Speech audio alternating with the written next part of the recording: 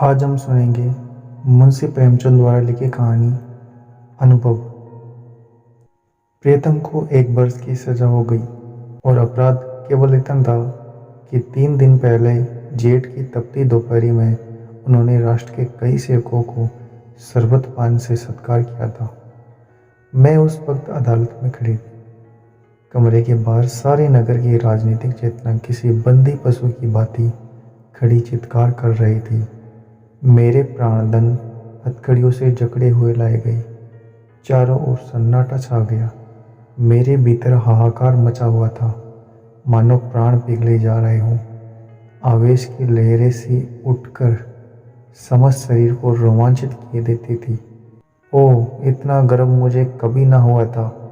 वह अदालत कुर्सी पर बैठा अंग्रेज अफसर, लाल जरीदार पगड़ियाँ बांधे हुए पुलिस के कर्मचारी, सब मेरी आंखों से तुच्छ जान पड़ते थे।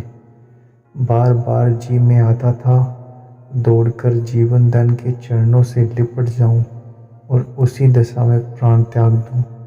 कितनी शांत, अविचलित, तेज और स्वाभिमान से प्रदीप्त मूर्ति थी। ग्लानि, विषाद या शोक की छाया भी न थी। नहीं, उन होठों पर एक स्फूर्ति से भरी हुई मनोहारिणी ओजस्वी मुस्कान थी। इस अपराध के लिए 1 वर्ष का कठिन कारावास, वाह रे न्याय, तेरी बलिहारी है। मैं ऐसे 1000 अपराध करने को तैयार थी। प्राणनाथ ने चलते समय एक बार मेरी ओर देखा, कुछ मुस्कुराए, फिर उनकी मुद्रा कठोर हो गई। अदालत से लौटकर मैंने 5 रुपए की मिठाई मंगवाई और स्वयं सेवकों को बुलाकर खिलाई और संध्या समय में पहली बार कांग्रेस के जलसे में शरीक हुआ। शरीक ही नहीं हुई, मंच पर जाकर बोली और सत्याग्रह की प्रतिज्ञा ले ली। मेरी आत्मा में इतनी शक्ति कहाँ से आ गई, नहीं कह सकती। सर्वस्व लुट जाने के बाद फिर किसका डर। विधाता का कठोर से कठोर आघात भी अब मेरा क्या आहित कर सकता था। दूसरे दिन मैंने 2 तार दिए, एक पिताजी को, दूसरा ससुर जी को। ससुर जी पेंशन पाते थे, पिताजी जंगल के महकमे में अच्छे पद पर थे। पर सारा दिन गुजर गया, तार का जवाब नदारद। दूसरे दिन भी कोई जवाब नहीं। तीसरे दिन दोनों महाशय के पत्र आए। दोनों जामे से बाहर थे। ससुर जी ने लिखा, आशा थी तुम लोग बुढ़ापे में मेरा पालन करोगे। तुमने उस आशा पर पानी फेर दिया। क्या आप चाहती हो मैं भिक्षा मांगूं? मैं सरकार से पेंशन पाता हूँ। तुम्हें आश्रय देकर मैं अपने पेंशन से हाथ नहीं धो सकता। पिताजी के शब्द इतने कठोर न थे, पर भाव लगभग ऐसा ही था। इसी साल उन्हें ग्रेड मिलने वाला था। वह मुझे बुलाएंगे तो संभव है ग्रेड से वंचित होना पड़े। हाँ, वह मेरी सहायता मौखिक रूप से करने को तैयार थे। मैंने दोनों पत्र फाड़कर फेंक दिए और फिर उन्हें कोई पत्र न लिखा। हाँ स्वार्थ, तेरी माया कितनी प्रबल है। अपना ही पिता केवल स्वार्थ में बाधा पड़ने के भय से लड़कों की तरफ से इतना निर्दयी हो गया। अपने ही ससुर, अपनी ही बहू की ओर से इतना उदासीन हो जाए। मगर अभी मेरी उम्र ही क्या है, अभी तो सारी दुनिया देखने को पड़ी है। अब तक मैं अपने विषय में निश्चित थी, लेकिन अब यह नई चिंता सवार हुई। इस निर्जन घर में निराधार, निराश्रय कैसे रहूंगी? मगर जाऊंगी कहाँ? अगर कोई मर्द होती तो कांग्रेस के आश्रय में चली जाती या कोई मजदूरी कर लेती। मेरे पैरों में नारीत्व की बेड़ियाँ पड़ी हुई थी। अपनी रक्षा की इतनी चिंता न थी जितनी अपने नारीत्व की रक्षा की। अपनी जान की फिक्र न थी, पर नारीत्व की और किसी की आंख भी न उठनी चाहिए। किसी के आठ पाकर मैंने नीचे देखा, 2 आदमी खड़े थे। जी में आया पूछूं, तुम कौन हो, यहाँ क्यों खड़े हो? मगर फिर ख्याल आया, मुझे यह पूछने का क्या हक। आम रास्ता है, जिसका जी चाहे खड़ा हो। पर मुझे खटका हो गया। उस शंका को किसी तरह से दिल से न निकाल सकती थी। वह एक चिंगारी की भांति हृदय के अंदर समा गई थी। गर्मी से देह फूकी जाती थी, पर मैंने कमरे का द्वार भीतर से बंद कर लिया। घर में एक बड़ा सा चाकू था, उसे निकालकर सिरहाने रख दिया। वह शंका सामने बैठी घूरती हुई मालूम होती थी। किसी ने पुकारा, मेरे रोए खड़े हो गए। मैंने द्वार से कान लगाया, कोई मेरी कुंडी खटखटा रहा था। कलेजा धक धक करने लगा। वही दोनों बदमाश होंगे। क्यों कुंडी खटखटा रहे हैं? मुझसे क्या काम है? मुझे झुंझलाहट आ गई। मैंने द्वार न खोला और छज्जे पर खड़ी होकर जोर से बोली, कौन कुंडी खड़खड़ा रहा है? आवाज़ सुनकर मेरी शंका शांत हो गई। कितना ढारस हो गया। वह बाबू ज्ञानचंद थे। मेरे पति के मित्रों में इनसे ज़्यादा सज्जन दूसरा नहीं है। मैंने नीचे जाकर द्वार खोल दिया। देखो तो एक स्त्री भी थी। वह मिसेज ज्ञानचंद थी। यह मुझसे बड़ी थी। पहले पहले मेरे घर आई थी। मैंने उनके चरण स्पर्श किए। हमारी यहाँ मित्रता मर्दों तक रहती है, औरतों तक नहीं जाने पाती। दोनों जने ऊपर आए। ज्ञान बाबू एक स्कूल में मास्टर है, बड़े उदार, विद्वान, निष्कपट। पर आज मुझे मालूम हुआ कि उनकी पथ प्रदर्शिका उनकी स्त्री है। वह दोहरे बदन की प्रतिभाशाली महिला थी। चेहरे पर ऐसा रूप था मानो कोई रानी हो, सिर से पांव तक गहनों से लदी हुई। मुख सुंदर न होने पर भी आकर्षक था। शायद मैं उन्हें कहीं और देखती तो मुंह फेर लेती। गर्भ की सजीव प्रतिमा थी, पर बाहर जितनी कठोर, भीतर उतनी ही दयालु। घर कोई पत्र लिखा? यह प्रश्न उन्होंने कुछ हिचकते हुए किया। मैंने कहा, हाँ लिखा था। कोई लेने आ रहा है? जी नहीं, ना पिताजी अपने पास रखना चाहते हैं, ना ससुर जी। तो फिर क्या? अभी तो यही पड़ी हूँ। तो मेरे घर क्यों नहीं चलती? अकेले तो इस घर में मैं ना रहने दूंगी। खुफिया के 2 आदमी इस वक्त भी डटे हुए हैं। मैं पहले ही समझ गई थी, दोनों खुफिया के आदमी होंगे। ज्ञान बाबू ने पत्नी की ओर देखकर मानो उसकी आज्ञा से कहा, तुम्हें जाकर तांगा लाऊं? देवी जी ने इस तरह देखा मानो कह रही हो, क्या अभी तुम यही खड़े हो?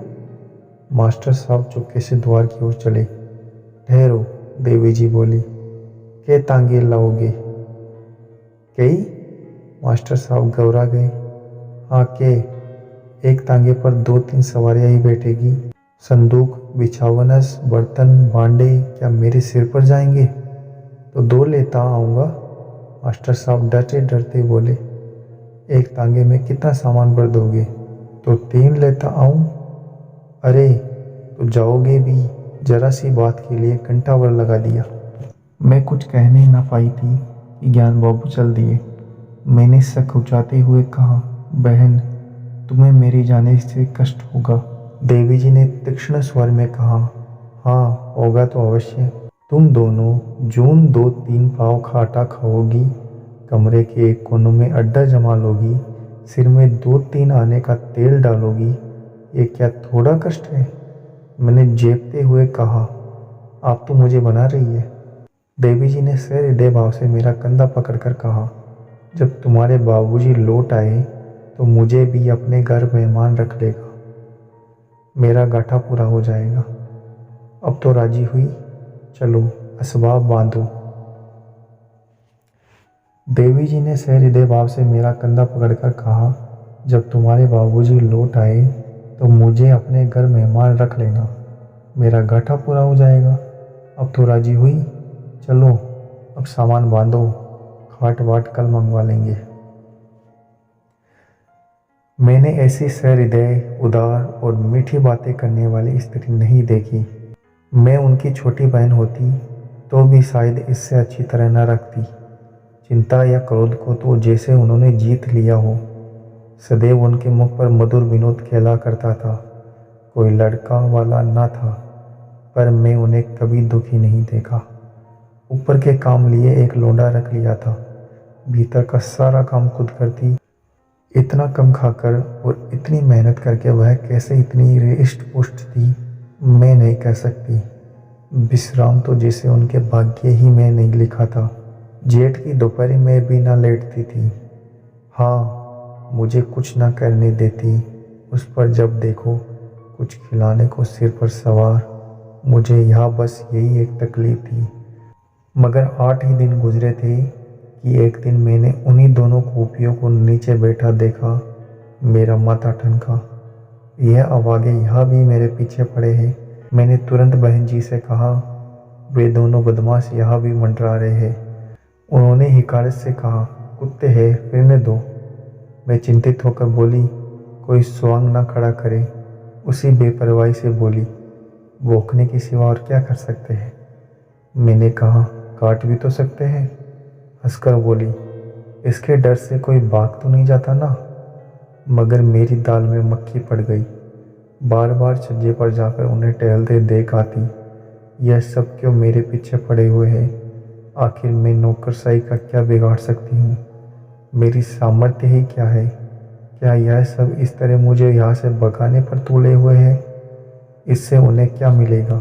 यही तो कि मैं मारी मारी फिरूं। कितनी नीची तबीयत है। 1 हफ्ता और गुजर गया। खुफिया ने पिंडा छोड़ा। मेरा प्राण सूखते जाते थे। ऐसी दशा में यहाँ रहना मुझे अनुचित मालूम होता था, पर देवी जी से कुछ ना कह सकती थी। एक दिन ज्ञान बाबू आए तो घबराए हुए थे। मैं बरामदे में थी, परवल छिल रही थी। ज्ञान बाबू ने कमरे में जाकर देवी जी को इशारे से बुलाया। देवी जी ने बैठे बैठे कहा, पहले कपड़े बपड़े तो उतारो, मुंह हाथ धो, कुछ खाओ, फिर जो कहना हो कह लेना। ज्ञान बाबू को धैर्य कहा। पेट में बात की गंध तक ना पचती थी। आग्रह से बुलाया, तुमसे उठा नहीं जाता, मेरी जान आफत में है। देवी जी ने बैठे बैठे कहा, तो कहते क्यों नहीं, क्या कहना है। यहाँ आओ। क्या यहाँ और कोई बैठा हुआ है। मैं यहाँ से चली। बहन ने मेरा हाथ पकड़ लिया। मैं जोर करने पर भी ना छुड़ा पाई। ज्ञान बाबू मेरे सामने ना कहना चाहते थे, पर इतना सब्र भी ना था कि जरा देर रुक जाते। बोले, प्रिंसिपल से मेरी लड़ाई हो गई। देवी जी ने बनावटी गंभीरता से कहा, सच। तुमने उसे खूब पीटा ना। तुम्हें दिल लगी सूझी है। यहाँ नौकरी जा रही है। जब यह डर था तो लड़े क्यों। मैं थोड़ा ही लड़ा। उसने मुझे बुलाकर डांटा, बेकसूर। अब तुमसे क्या कहूँ। फिर वही पर्दा। मैं कह चुकी, यह मेरी बहन है। मैं इससे कोई पर्दा नहीं रखना चाहती। और जो इन्हीं के बारे में कोई बात हो तो। देवी जी ने जैसे पहले बूझकर कहा, अच्छा समझ गई। कुछ खुफियों का झगड़ा होगा। पुलिस ने तुम्हारी प्रिंसिपल से शिकायत की होगी। ज्ञान बाबू ने इतनी आसानी से अपनी सहेली का बूझा जाना स्वीकार न किया। बोले, पुलिस ने प्रिंसिपल से नहीं, हाकिम जिला से कहा। उसने प्रिंसिपल को बुलाकर मुझसे जवाब तलब करने का हुक्म दिया। देवी ने अंदाज से कहा, समझ गई। प्रिंसिपल ने तुमसे क्या कहा होगा कि उसी स्थिति को घर से निकाल दो। हाँ, यही समझ लो। तो तुमने क्या जवाब दिया। अभी कोई जवाब नहीं दिया। बाहर खड़े खड़े क्या कहना। देवी जी ने उन्हें आड़े हाथों लिया। जिस प्रश्न का एक ही जवाब हो उसमें सोच विचार कैसा। ज्ञान बाबू सिट पिटाकर बोले, लेकिन कुछ सोचना तो जरूरी था। देवी जी की तोरियां बदल गई। आज मैंने पहली बार उनका यह रूप देखा। बोली, तुम उस प्रिंसिपल से जाकर कह दो, मैं उसे किसी तरह नहीं छोड़ सकता, और ना माने तो इस्तीफा दे दो। अभी जाओ। लौटकर हाथ मुंह धोना। मैंने रोककर कहा, बहन मेरे लिए। देवी जी ने डांट बताई, तू चुप रह, नहीं कान पकड़ लूंगी। क्यों बीच में कूदती है। रहेंगे तो साथ रहेंगे, मरेंगे तो साथ मरेंगे।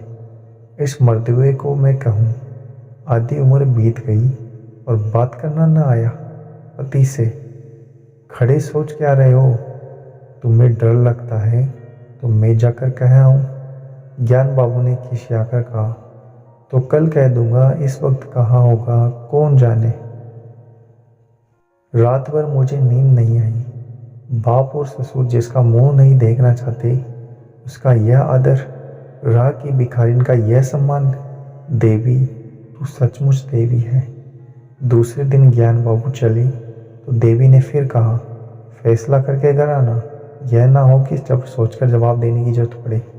ज्ञान बाबू के चले जाने के बाद मैंने कहा, तुम मेरे साथ बड़ा अन्याय कर रही हो बहन जी। मैं यह कभी नहीं देख सकती कि मेरे कारण तुम्हें यह बेइज्जती झेलनी पड़े। देवी ने हास्य भाव से कहा, कह चुकी, या कुछ और भी कहना है? कह चुकी, मगर अभी बहुत कुछ कहूँगी। अच्छा, बता तेरे प्रीतम क्यों जल गए? इसलिए तो कि स्वयंसेवकों का सत्कार किया था। स्वयंसेवक कौन है? वे हमारी सेना के वीर हैं जो हमारी लड़ाइयाँ लड़ रहे हैं।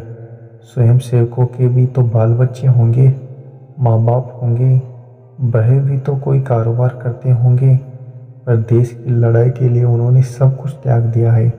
ऐसे वीरों का सत्कार करने के लिए जो आदमी जेल में डाल दिया जाए, उसकी स्त्री के दर्शनों से भी आत्मा पवित्र होती है।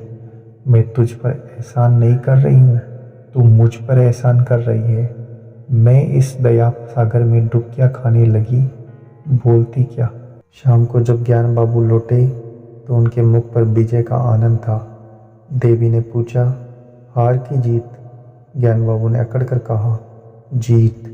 मैंने इस्तीफा दे दिया तो चक्कर में आ गया। उसी वक्त जिला हाकिम के पास गया। बाहर ना जाने मोटर पर बैठकर दोनों में क्या बातें हुई। लौटकर मुझसे बोला, अब पॉलिटिकल जलसों में तो नहीं जाते? मैंने कहा, कभी भूलकर भी नहीं। कांग्रेस के मेंबर तो नहीं है? मैंने कहा, मेंबर क्या, मेंबर का दोस्त भी नहीं। कांग्रेस फंड में चंदा तो नहीं देते? मैंने कहा, कानी कौड़ी भी कभी नहीं देता। तो हमें आपसे कुछ नहीं कहना है, मैं आपका इस्तीफा वापस करता हूँ। देवी जी ने मुझे गले से लगा लिया।